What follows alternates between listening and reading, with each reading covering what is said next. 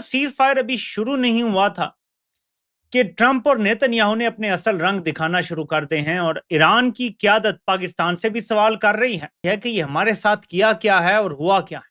That the ceasefire arrangement has pretty much collapsed. Iran को बताया गया आपके 10 पॉइंट अमेरिका ने मान लिए हैं। ये क्या कि ईरान को राजी किया गया है। अब सुने व्हाइट हाउस की तर्जुमान क्या कह रही है, ये जरा सुनिएगा, आपको पता लगेगा कि उम्मत की पीठ पे कैसा खंजर घोंपा गया है। The Iranians originally put forward a 10-point plan that was fundamentally unserious, unacceptable, and completely discarded. It was literally thrown in the garbage by President Trump. White house की तर्जुमान कह रही है कि जो सोचता है ये अबसर्ड है कि हम ईरान की विश लिस्ट मान लेंगे, तो भाई फिर क्यों झूठ बोला? किसने झूठ बोला? किसने किसको धोखा दिया? किसने किसका प्लान गलत करके उधर बताया? किसने किसके मैसेज कहां गलत पहुंचाए? ये आने वाला वक्त बताएगा। तारीख लिखी जा रही है। I'm as confused as I think everyone else is, to be honest. I know you're not supposed to say that on TV, but अच्छा, मैं थोड़ा सा और आपको एक डोज देता हूँ भाई, पक्की देता हूँ आपको। ये जो भंगड़े डालने वाले आओ नहीं आओ ब्रिगेड है, उनको एक और डोज मिलने वाली है। ये ईरान के वजीर खारजा हैं। ये शहबाज शरीफ की ट्वीट को कोट करके कह रहे हैं कि शहबाज शरीफ ने कहा था अलोंग विद देयर एलाइज, और नीचे देखें हाईलाइट हुआ हुआ इंक्लूडिंग लेबनान। लेबनान में भी सीज फायर होना था, ठीक है। कि नेतन्याहू ने सदर ट्रंप को यह बताया कि आप इसमें से लंगोटी छोड़ के भाग रहे हैं, लंगोट छोड़ के तो भागें, हमने जंग अभी करनी है, हम बाज नहीं आ रहे। ये चपेड़ है पाकिस्तान के मुंह पे। जंग खत्म नहीं हुई, असल जंग अब होगी, और अब जो जंग हुई वो एटमी जंग होगी। खतरा अब तक मौजूद है। मामलात सारे अचानक बदल गए। जंग का दूसरा मरहला शुरू हो गया। इसराइल ने सीज फायर की धज्जियां उड़ा दी और अरब अमारात की तरफ से पहला बड़ा हमला ईरान की तेल की रिफाइनरियों पर और दारुल हुकूमत बैरूत में, लेबनान में 100 से ज़्यादा मिसाइल हमले। सबसे पहले तो ये जो सीज फायर का ऐलान हुआ और जो कि चंद घंटे भी नहीं चला, क्योंकि ईरान के तेल और पेट्रोकेमिकल प्लांट्स को निशाना बनाया गया। यहाँ जो फ़ज़ाई हमले हुए, ईरान के लावान जजीरे पर तेल की तनसीबात पर बड़ी शदीद बमबारी हुई और इस दफ़ा चीन के बने हुए ड्रोन इस्तेमाल हुए, लड़ाका तैयारे मिराज इस्तेमाल हुए। और देखें, ये तो पत्थर पे लकीर की तरह नजर आ रहा है कि नेतन्याहू ये मामला कभी कामयाब नहीं होने देगा। कि अगले दिन ही आप सीज फायर करते हैं और उसके चंद घंटे बाद ये बमबारी शुरू हो जाती है। तो कौन सा सीज फायर भाई? और अपनी गैलरी के लिए इस्तेमाल कर लिया गया, मार्केट के लिए इस्तेमाल कर लिया गया, ट्रिलियंस ऑफ डॉलर्स बना लिए गए मार्केट में।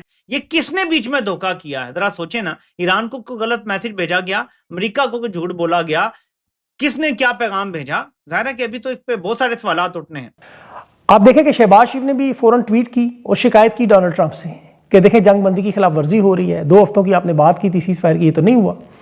फिर ईरान ने अमनाए हरमस पर ट्रैफिक को भी रोक दिया। उसकी वजह लेबनान पर हमले और ईरान पर हमलों पर। शहबाज शरीफ ने लेबनान का नाम दूसरी ट्वीट में से काटा। अब जंग बंदी की डील में लेबनान अगर शामिल नहीं है तो जिस तरह शर्मुल शेख में जो सीज फायर फलस्तीन का हुआ उसे नहीं माना गया, इसी तरह ये सीज फायर भी नहीं माना जा रहा।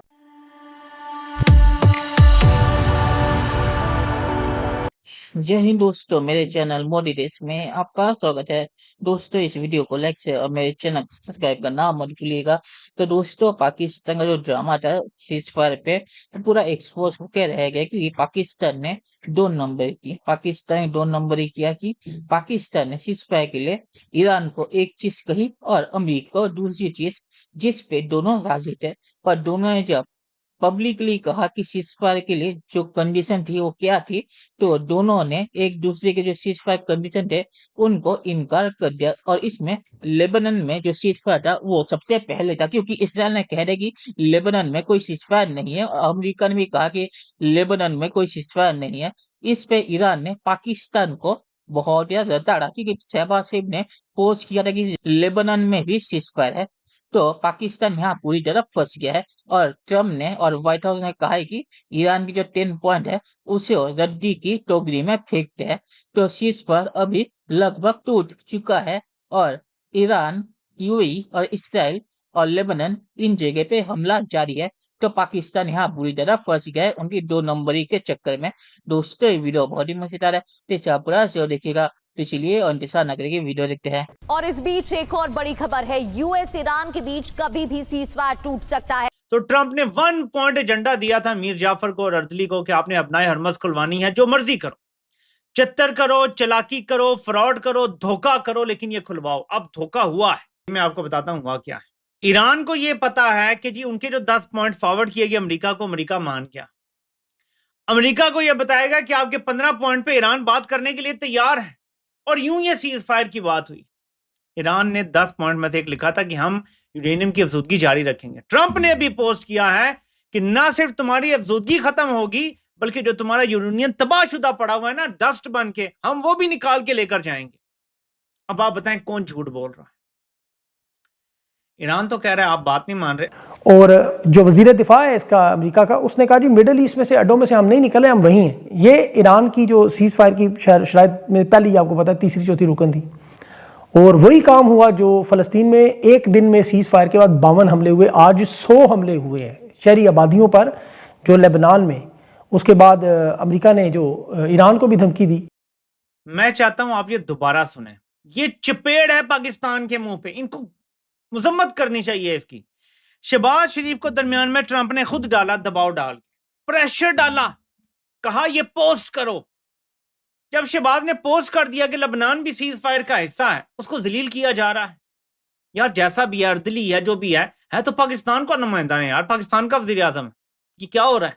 ईरान अमेरिका के हवाले से जो खबरें आई कि जंग बंदी हो गई है, पाकिस्तान के किरदार की दुनिया मुतरिफ हुई, लेकिन अब जो खबर आ रही है वो इंतहाई लर्जा खेज है कि 14 दिन की जंग बंदी एक मर्तबा फिर से रद्दी की टोकरी में जाकर गिर गई है। सीज फायर टूट चुका है और ये जो सीज फायर तोड़ा गया है, अब की बार यानी कि अमेरिका तो इस जंग में निकलने की कोशिश कर रहा है। इसराइल ने खतरनाक तरीन ताबड़तोड़ और क़यामत खेज हमले ईरान पर शुरू कर दिए हैं।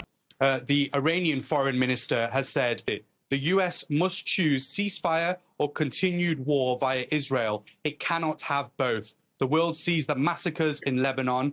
The ball is in the US court. तो यहाँ पे असल चीज हुई क्या, ट्रम्प ने शहबाज से या पाकिस्तान दबाव बना कि किसी भी तरह से कुछ दिनों के लिए सीज फायर लो, क्योंकि ट्रम्प बुरी तरह फंस गया था। क्योंकि ट्रम्प ने कहा कि मैं पावर प्लांट और सबको उड़ा दूंगा, जो ट्रम्प नहीं कर सकता था क्योंकि वहां पे बहुत सारे ईरानियन खड़े थे।